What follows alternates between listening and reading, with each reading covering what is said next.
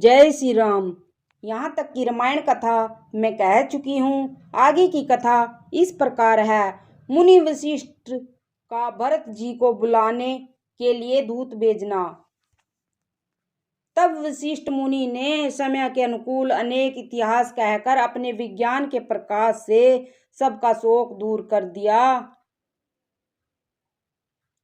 वशिष्ठ जी ने नाव में तेल भरवा कर राजा के शरीर को उसमें रखवा दिया। फिर दूतों को बुलवा कर उनसे ऐसा कहा, तुम लोग जल्दी दौड़कर भरत के पास जाओ। राजा की मृत्यु का समाचार कहीं किसी से न कहना। जाकर भरत से इतना ही कहना कि दोनों भाइयों को गुरु जी ने बुलवा भेजा है। मुनि की आज्ञा सुनकर धावन दौड़े। वे अपने वेग से उत्तम घोड़ों को भी लजाते हुए चले।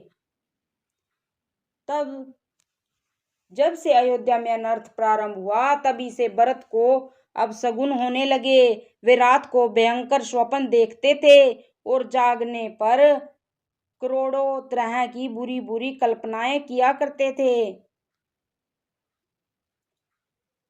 वे प्रतिदिन ब्राह्मणों को भोजन कराकर दान करते थे।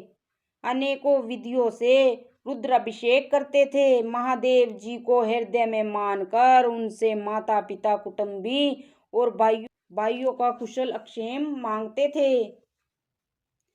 भरत जी इस प्रकार मन में चिंता कर रहे थे कि दूत आ पहुंचे। गुरु जी की आज्ञा कानों से सुनते ही वे गणेश जी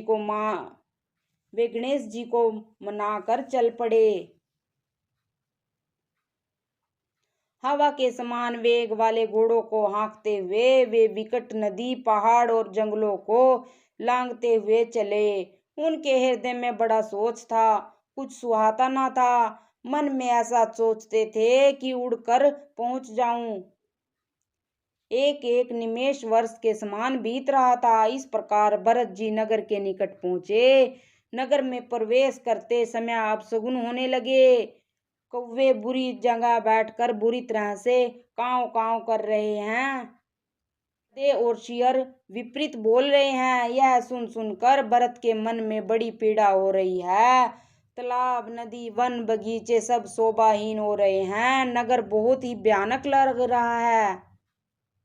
श्री राम जी के वियोग रूपी बुरे रोग से सताए हुए पक्षी, पशु, घोड़े, हाथी देखे नहीं जाते। नगर के स्त्री पुरुष अत्यंत दुखी हो रहे हैं, मानो सब अपनी सारी संपत्ति हार बैठे हों।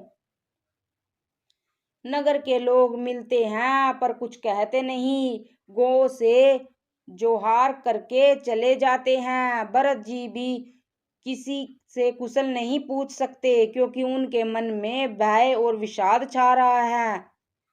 जय श्री राम।